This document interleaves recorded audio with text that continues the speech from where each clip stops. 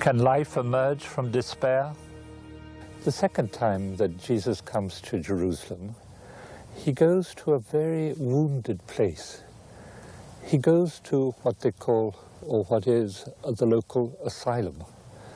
And in that asylum, which was near what they call the Sheep's Gate of Jerusalem, it is said there was a multitude of invalids, paralyzed, lame, and blind people lying around. What strikes me is the first time Jesus comes to Jerusalem, he goes to the temple.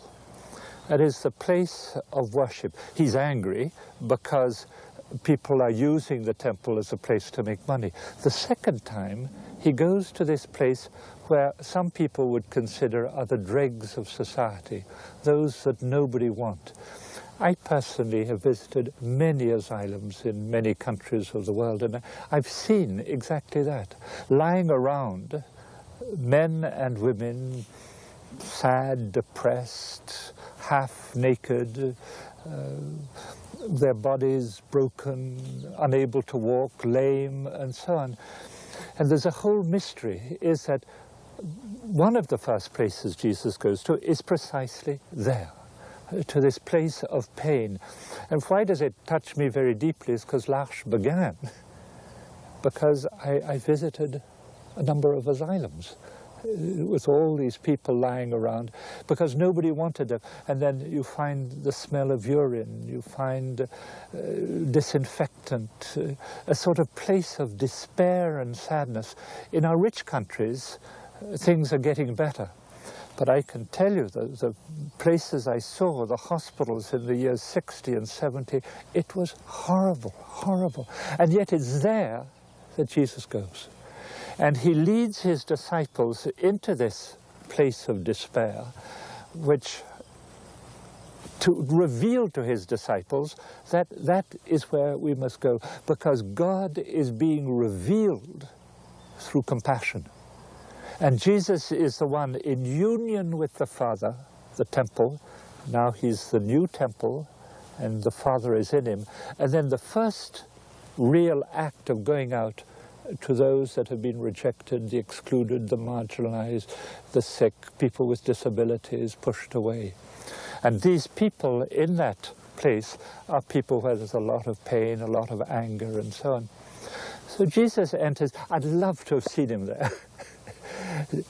You know, going to each one, evoking or bringing up a smile, a relationship. And eventually he comes to a man who we discover has been there 38 years and who's paralyzed. And Jesus looks at him and says, "Do you want to be healed?" He reacts. He says, well, when the water be stirred up, and because here we're in a huge pool, and what was thought was that if people got to the water, when at certain moments it was stirred up, then they would be healed. And this man says that when the water is stirred up, I try to get there, but somebody always gets there first. So he's saying, there's nobody to carry me. I'm all alone. I'm all alone. And Jesus is deeply touched. You can almost sense there's the pain in the man, but there's the pain in the heart of Jesus. This man has been there for 38 years. He's paralyzed. The family has he has no family, no friends. He's all alone. And there's a sort of wound in the heart of Christ. There's this man's despair, but also the pain in Jesus. And as I said, Jesus is compassion. And I just like to read one text of Isaiah where it reveals who God is and what God is saying to each one of us. Is this not the fast that I choose? To loose the bonds of wickedness, to undo the thongs of the yoke, to let the oppressed go free, to break every yoke, everything that's pushing people down. Is it not to share your bread with the hungry, to bring the homeless poor into your house, when you see the naked, to cover them, and not to hide yourself from your own flesh, from your own kin. This is the call of God to each one of us. God is compassion, and he wants us to become men and women of compassion.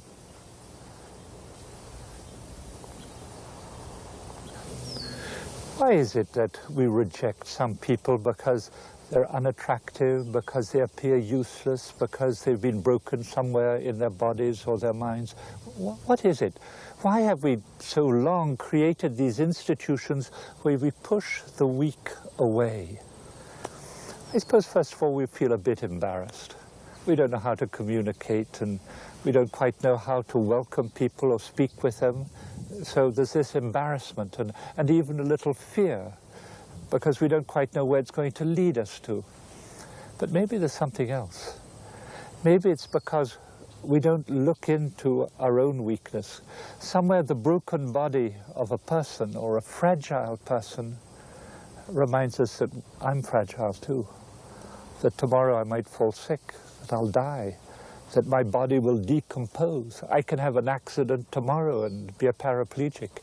So we don't want to think about that, because we're so taken up by the need for success, the need for power. So many of us, we can get caught up, so we don't want to look at people who are weak, because we don't want to look at our own weakness.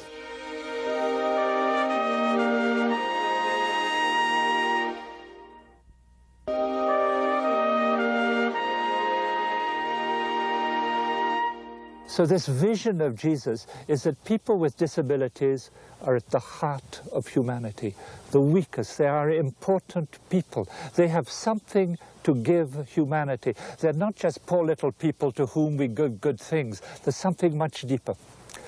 Anyway, Jesus says to this man paralyzed, "Do you want to be healed?" He says, "You know, there's nobody's there to help me."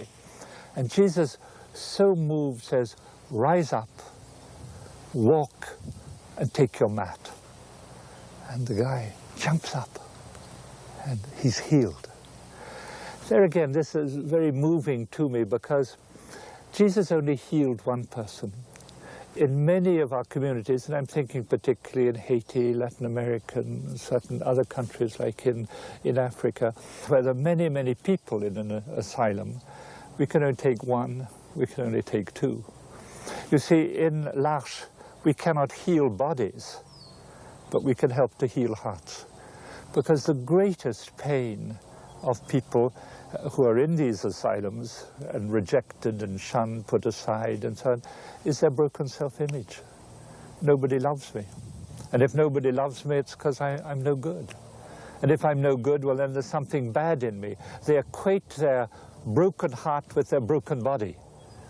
And of course, what we can do in L'Arche is reveal to them that you are beautiful. Of course, you're weaker, your gifts are different, but you have a gift to give to me, and I have a gift to give to you. What touches me in this event is that Jesus goes to this man in despair and says, "Do you want to be healed?" It's not this man crying out, as we might find in other Gospels, "Heal me, help me," people of faith. But this man has no faith. He is precisely in despair. That's to say, he's completely closed up, and he knows he can never be healed, and that he'll die as he lives, and he'll live as he dies. I mean, it's that mystery of closed up. You see, despair is a terrible thing. I remember visiting a huge hospital in Brazil. I went into a room where there were 40 children in bed, all with disabilities.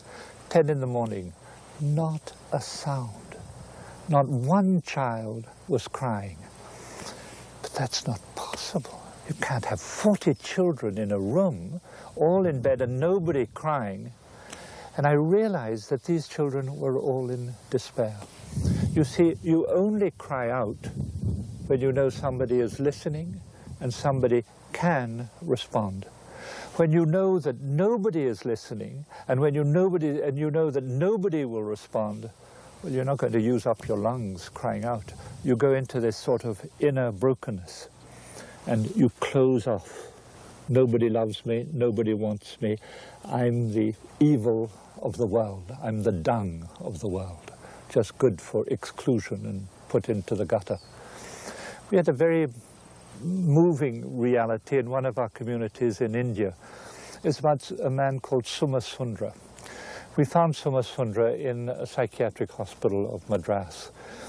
He walked in a very poor way. His legs went, so he would shuffle along, and he could hardly speak, maybe just a word. He'd been put in the hospital very shortly after his birth, when people saw his immense disability, physical disability, yet an intelligent young man. He came to us, and very quickly he started blossoming out. And he would go to the local shop and he would say, "Coffee, coffee." And there was something incredibly beautiful to see this man beginning to open up. But then he saw that other people with disabilities had mum and dads. And then something happened which we weren't able to read straight away. He'd throw himself on the street where there were cars. And of course this was panic. I mean, he could be run over, and so we'd rush and pick him up and so on.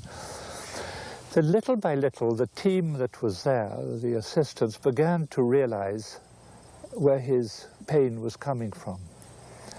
And they redoubled effort to find some family member.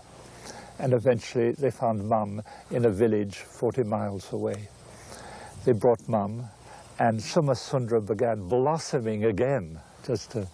And you saw that there was a change, there was something that had happened in him. And Mum promised to come back a month later. No Mum. The team of assistants went by car to the village. Mum had disappeared. And there again, we saw Somasundra throwing himself again into the street. And what had happened was that he had entered despair. Because if Mum doesn't love me, if Mum doesn't want me, I'm no good. So we find that in our world today, there are a lot of people in despair. They're closed up. You see, our world is so broken, and everywhere there's war, revolution, violence, and other people are closed up. And for a lot of young people, they are in despair. And that means that in some way they're paralyzed inside of them. There's no meaning to life. There's nothing calling them forth. There's no enthusiasm. It's just everything is evil. And so there's a lot of people with despair. And maybe Jesus is saying to each one, do you want to be healed? I'd just like to make here a distinction between depression and despair. I have witnessed many people in depression. And I've witnessed also many in despair. Depression is a sickness. And that sickness can be helped through therapy, sometimes through medication. There is a possibility. And depression is like a crisis. Things are going really well, and then suddenly something comes up from inside. Despair is something else. Despair is, I'm not loved and I have no motivation. And the response will frequently be a spiritual response, to rediscover what it means to be a human being and to re-find a motivation when I discover that I'm loved. And I have seen some people who are caught up in despair and then live an experience of God, and that despair gradually disappears as they find a new motivation, a new desire to live and to give life. In point of fact, the symptoms can be quite the same, the symptoms of depression and the symptoms of despair. That's why when we accompany people, we have to be very attentive. Is it a spiritual problem or is it a medical problem?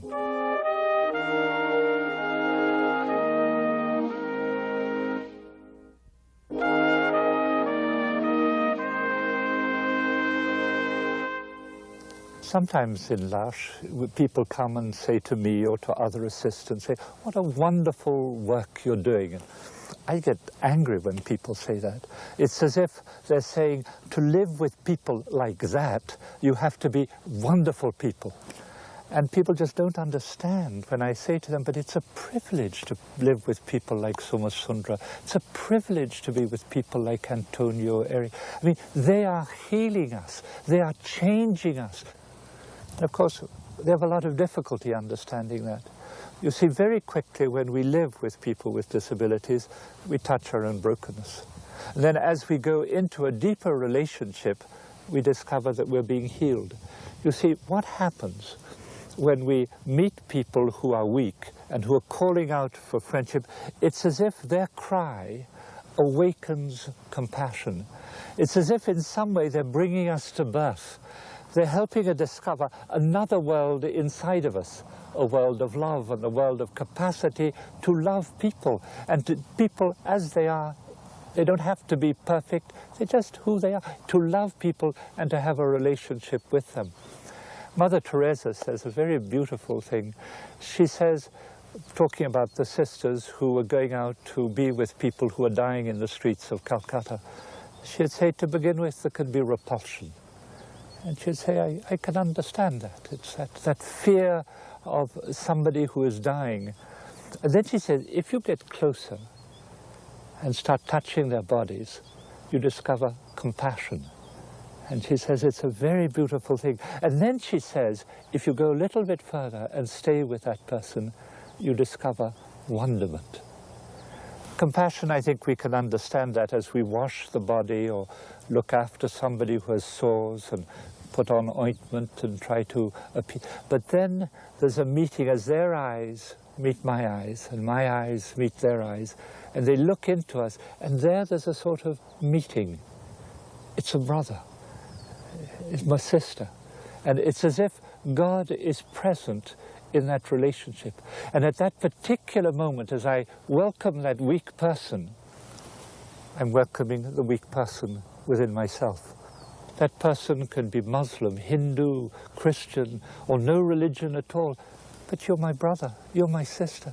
And then there's a new relationship of brothers and sisters in humanity.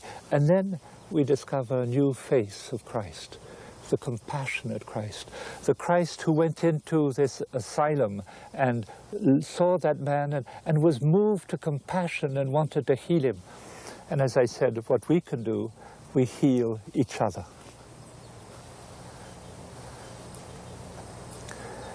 Despair can permeate all a society. And Jesus comes and he says, do you want to be healed? Do you want to rise up and walk with your mat? Do you want to grow? Do you want? And many people don't. You see, this man, he didn't necessarily want to be healed. Now he is healed. He's got to find work, he's got to go and see people, he has to, there's a change. So some people find it safer to be a victim, to be able to criticize everybody. Nobody wants me. That man is not saying, how can I help people? Because he's saying nobody's helping me. And so some of us, we want to remain in the state of victim where it's your fault. It's the fault of the church, it's the fault of politicians, it's the fault of my family, it's the fault of... Instead of owning our own lives and standing up. But the whole question is, how are we going to own our own lives? How are we going to stand up? What motivation, what is going to be revealed? And of course, what has to be revealed is you're much more beautiful than you think you are. What happens in the rest of the story is the man is healed and he's carrying his mat. And some of the Pharisees who are there see him, and it's on the Lord's Day. And they say, why did you do that? And you shouldn't do it, it's on the Lord's Day. But they're so angry with him because Jesus just says, I and my Father, we work all the time, we work all the time. And so they exclude him, they get angry with him, they want even to kill him. So there's the anger with Jesus because he has done something which they feel shouldn't be done on the Lord's Day. But I think it's deeper than that. I think it's deeper. You see, Jesus has penetrated with his disciples into a place where nobody goes, a place where people are pushed away, and they try to avoid the asylum. And Jesus penetrates, and he heals one man. He brings that man from despair to life. And of course, that makes them angry, because you shouldn't do that. Society is built in such a way where all those who are shunned should be put away. And Jesus is disturbing the order. He is disturbing people. He's revealing that these people are important. And of course, somewhere he's saying to this man, you have been healed. Now it's important you become a healer. You see, the whole of the desire of God is to give life, to bring us all from despair to life, to become men and women fully alive. And if we receive healing, if we receive life, then we are called to be healers. We are called to go into those places where people are in despair, reveal to them their value and their beauty, and help them to stand up.